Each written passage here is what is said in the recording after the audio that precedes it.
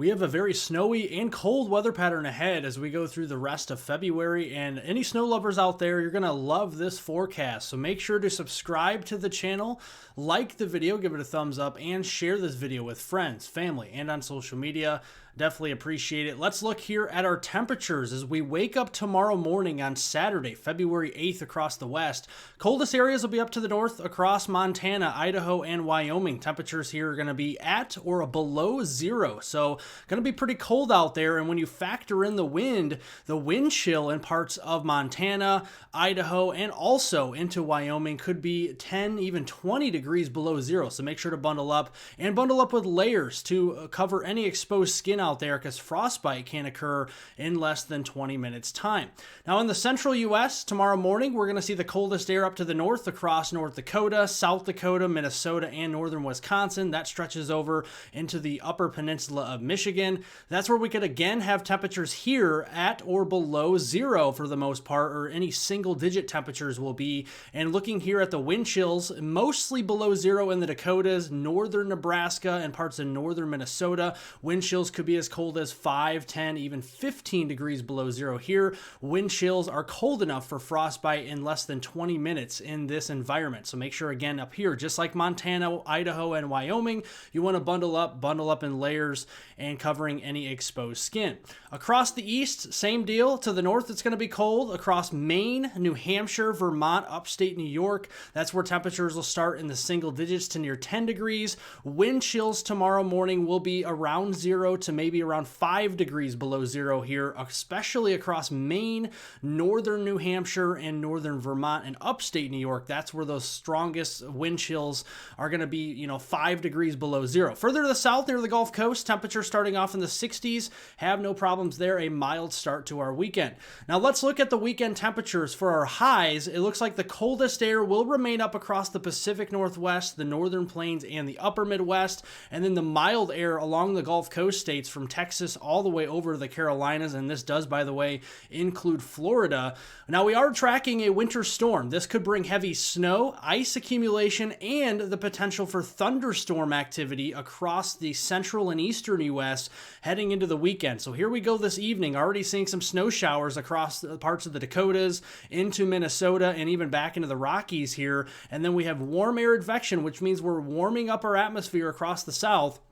And that could lead to some rain, shower, drizzle activity across the Kentucky there in the Bluegrass State into southern Indiana and southern Illinois. And then as we go into tomorrow morning, we're going to see the snow continue to fly Twin Cities over to Green Bay, Duluth, even down here into portions of northwest Iowa. See this? You blink, you miss it. You see the pinks across eastern Iowa, north central Illinois into Indiana and Ohio. Those areas could have impactful ice accumulations as we go through the day on Saturday. That will continue for places like Chicago, Rockford, into Davenport, into areas of Indiana, Fort Wayne, over to South Bend and Gary. Something to keep an eye on into the afternoon. That eventually could change over to some snow showers for Chicago Saturday afternoon and evening, and the ice threat will transition more into Ohio, especially northern Ohio, Toledo over there toward Akron, and then into Pennsylvania. And it looks like mostly liquid precipitation up there into Pittsburgh, and that could be some heavy precipitation as well. Saturday night into Sunday, heavy snow across the Northeast into Maine, New Hampshire, Vermont, upstate New York, Massachusetts. A little bit more of a warm nose aloft, so I think that may bring a more of a wintry mix into southern New York, so New York City, Hartford, and Connecticut, and northern Jersey as well. That does include Trenton down toward Philadelphia. Now looking at the accumulations for snowfall on the cold side of the system, we could be seeing anywhere from 3 to 6 inches worth of snow from the Dakotas into Minnesota and also into Wisconsin, maybe a 2 to 4 inch snow across far northern Iowa. That is plenty enough to shovel and snow blow out there. And then transitioning across the lakes into Michigan, we are looking at northern lower Michigan seeing at least 3 to 6 inches, and then even heavier snow amounts, 8 to 12 inch variety across New York State into Vermont, New Hampshire, into Massachusetts, Connecticut, Rhode Island, and southern Maine. And then looking here at the other aspect of the wintry precipitation, ice, right? We're looking at freezing rain and sleet, looking at a light glaze of ice from Davenport over here along the the I-80 corridor into northern Illinois towards Chicago and in towards portions of Fort Wayne, Indiana, maybe getting up to around 1/10 of an inch there. That'll extend over into Toledo, Akron, and then potentially a localized area of 1/4 inch of ice here in central PA. So if you live into central Pennsylvania, down into the parts of western Maryland, eastern West Virginia, that's where we could have the highest amount of ice accretion with this system. Now, on the very warm side of the system, thunderstorms will be possible. Unfortunately, we did have a stronger tornado yesterday in the Ohio Valley, and we definitely had a lot of damage with that. Thankfully, so far, the Storm Prediction Center does not have a severe risk outlined for Saturday, but I would not be shocked to see a marginal risk upgrade as we do get closer here into Kentucky and West Virginia. Otherwise, garden variety thunderstorms with just some heavier rainfall, cloud to ground lightning will be possible, and any rainfall that we do see from it could be upwards to 1/2 inch, maybe isolated inch of rain here, so not really looking at a flash flooding threat this go around.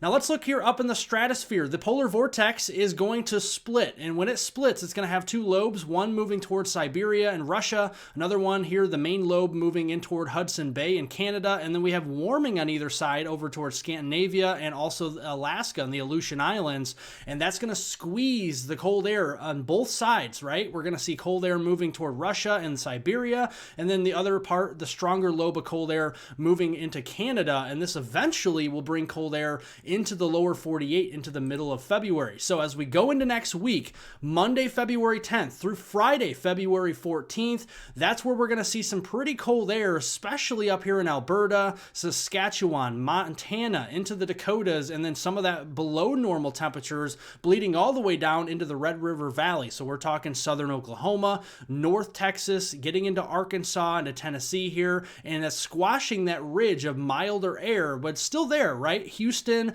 Lake Charles, New Orleans, Tallahassee, all the way over there toward Jacksonville. We're still going to see some mild air at times through next week. Now, we do have to watch this transition. When you have a sharp temperature gradient, cold air to the north, warm air to the south, in between, you're going to have the storm track. So as we go into next week, we're going to see a buckle in the jet stream across the middle of the country as we go about Tuesday, Wednesday. That'll push east, and then an even stronger trough and buckle in the jet stream next weekend. This is around the 15th and 16th of February, and this could bring a more sizable winter storm across the United States. So let's look here at the ensemble guidance. Whenever you're looking at something over a week out or so, you're looking at the ensemble data, and this puts it into a mean. So this is the best likely scenario. So as we go into Monday, we got some energy pushing across the Rockies. Warmer air to the south promises in the green here some rain. Colder air to the north promises some snow in the blue. And notice as we go into Tuesday, there's our system from the Midwest, Central Plains into the Ohio Valley in the blue. That's snow. In the pinks, that is some ice. So we might have to contend with ice in places like Kentucky, West Virginia, maybe some cold air damming in Virginia, and who knows, maybe even northern North Carolina as well. Heavier rain setting up from Dallas up here toward Little Rock and Memphis in this setup. Have to watch the threat for severe weather. That system pulls east, and then another winter storm could bring heavier snow from Kansas City to Chicago as we go into later next week, the 12th into the 13th.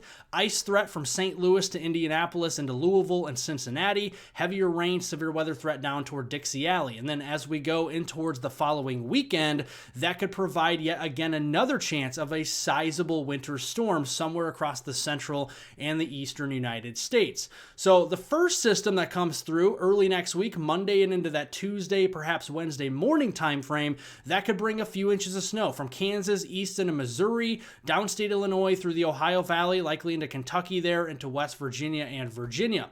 Now as we go here in towards the middle portion of next week, we talked about how we have another system right on its heels, bringing snow from Kansas City, Chicago, ice threat in the Ohio Valley, rain, severe weather potential further south. That could bring a nice swath of heavy snow from Kansas City to Chicago, up toward Detroit, and that could translate over towards Scranton in Pennsylvania, into Buffalo, Watertown, New York, and even into places like Toronto and Ontario.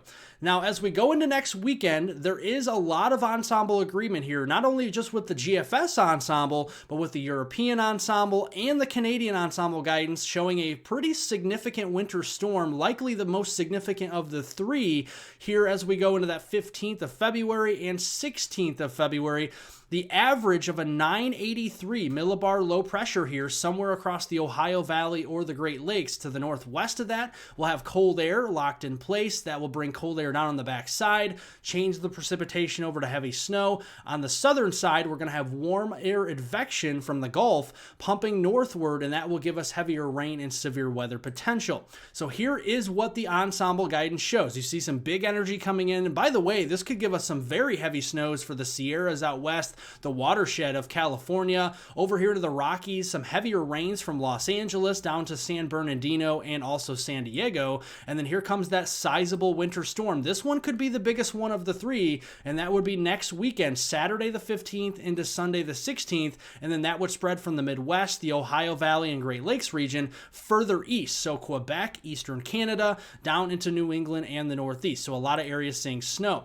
That could bring some snow, and this could be significant. Now, the colors on here don't show it very significant because we are around a week out or so from this. As we get closer, the ensemble guidance is actually going to pick up on this, and the colors will start to get a lot darker as we have more confidence where the snow will fall. Regardless, this is going to be a very snowy pattern, okay? We showed you the cold air, we showed you the snow. Here's where the snow is between now and February 17th, and looking all the areas, if you're in the gray, the blue, the pinks, the purples, you have a chance for some heavy snow out there. And notice even how far south it goes, into the Texas Panhandle, Oklahoma, Northwest Arkansas, Tennessee, even North Carolina and Virginia. So a lot of areas getting in on the snowfall between now and the middle of February. By the time we get into the third week of February, this is into that 17th to around the 23rd, 24th time frame.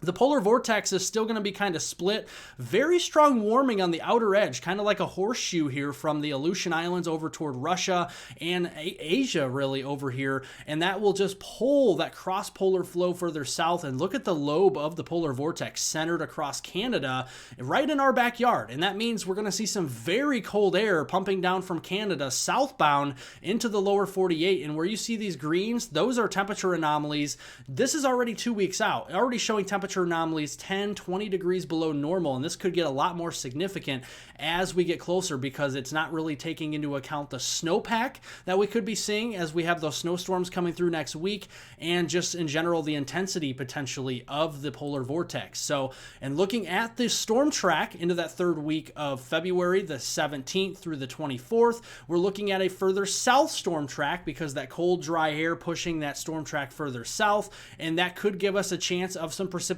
for the Pacific Northwest, that storm track diving south toward Texas along the Gulf Coast and then picking back up again across the Carolinas and the East Coast. What does that mean for precipitation? Well, the heavy rain, severe weather threat will be down across Dixie Alley into the southeast, so that includes the Carolinas, even into Florida. Something to keep an eye on. Pretty dry back here, the desert southwest in this pattern from Southern California, Arizona, New Mexico, including West Texas. I think our drought at this point will continue to worsen in those areas as the moisture is either further north or well to the east. Now, looking at the cold air, this is going to be providing us more snowstorm opportunities into the Midwest, the Great Lakes, the Ohio Valley, Mid-Atlantic, and especially a big signal with the purples here in the Northeast. And by the way, the Pacific Northwest, the Cascades, and the Northern Rockies will be winners in this too with the heavier snow in the third week of February.